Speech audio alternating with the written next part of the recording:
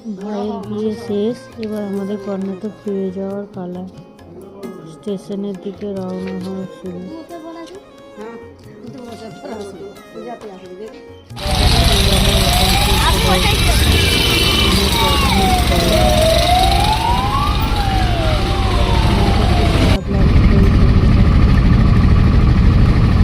কত মজা করলাম, কত ঘুরলাম। বাবা এসেছিল স্টেশনে আমাদেরকে ছাড়তে।